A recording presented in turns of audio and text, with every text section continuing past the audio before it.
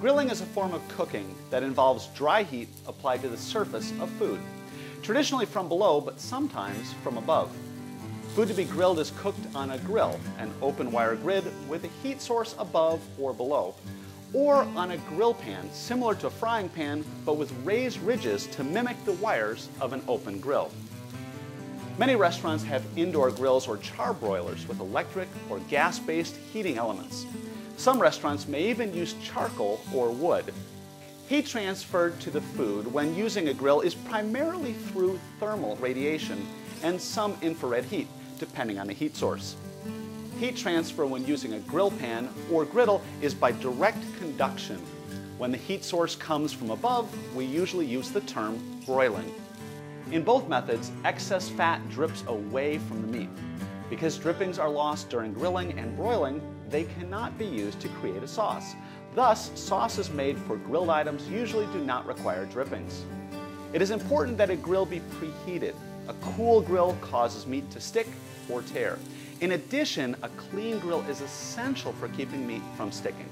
When handling lamb on a grill, always use tongs that won't pierce the lamb or tear the surface, as this would cause the loss of juices. Grilled meat acquires a distinctive meaty aroma from a chemical process called the Maillard reaction.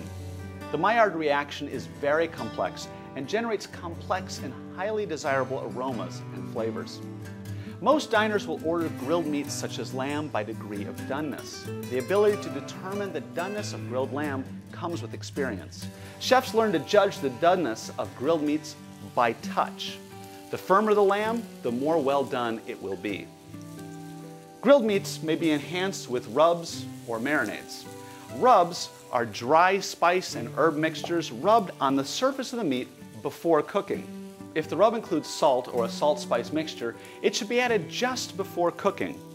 If sugar is added to the rub, the meat will brown easily and may even burn under too high heat, so you'll need to be very careful.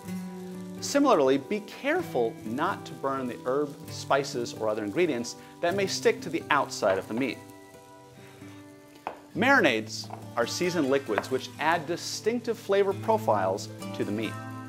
Marinades made with acidic ingredients will tenderize meats like lamb. Acidic ingredients can include citrus juices, vinegar, or wine.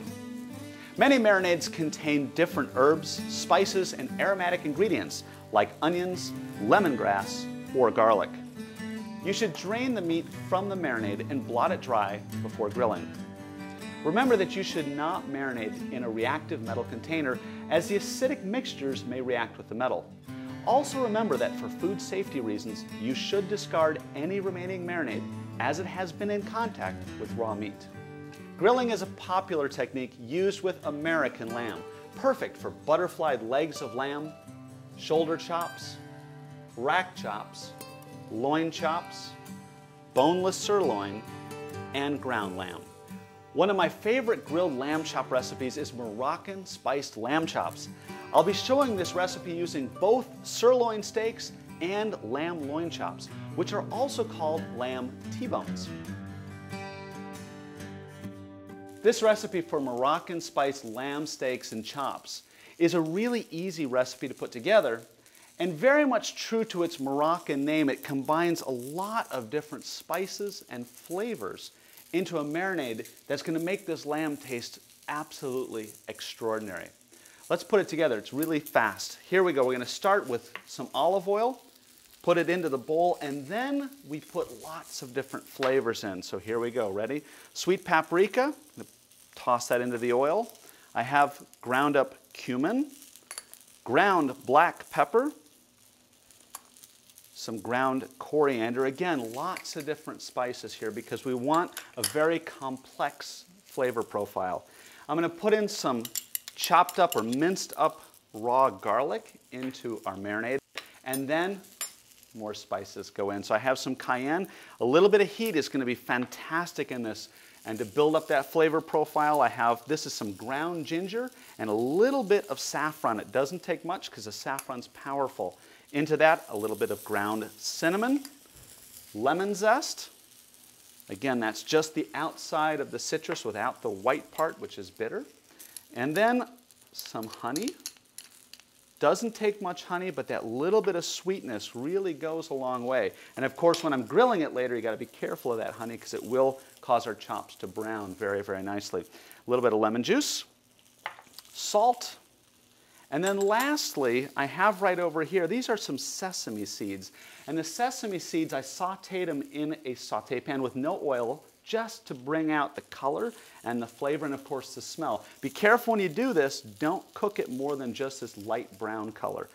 In go the sesame seeds into this marinade. Again, lots of ingredients in the marinade. Comes together quickly, and once it's stirred up, now I'm ready to marinate the lamb. So I have right over here some beautiful American lamb loin chops. I'm just going to put those into the marinade. Once it's inside the marinade, it's important to coat the lamb completely because we want the flavors to infuse into the lamb. And once the lamb is coated, that's perfect, just like so. At this point, it goes into the cooler. I'm going to cover it, put it in the cooler. Now, you can marinate this for about 3 hours or so. Ideally, let it sit in there for a good 12 hours plus and let those flavors really come together. After it's in the refrigerator, take a look at what it looks like. Right here, I have our lamb loin chops and our boneless sirloin steaks. Again, these have already been well marinated, and you can see the color and they smell fantastic. At this point, they're ready for the grill. The first thing to remember when grilling lamb is that the grill needs to be really hot and it needs to be really clean. Once it's hot, then I can go ahead and put the lamb on. And in fact, if you look, these lamb chops are not very thick. And so we really have to have a nice hot grill to get the nice hot grill marks on the outside of the lamb. To test doneness, remember, I'm just going to press lightly on top of the meat to be sure that it's cooked to a rare, medium rare, whatever the customer wants. When it's done, as these are perfect right now. I'm going to take them and put them right on top of a bed of couscous. And then I have right over here some spicy harissa and an orange and black olive salad.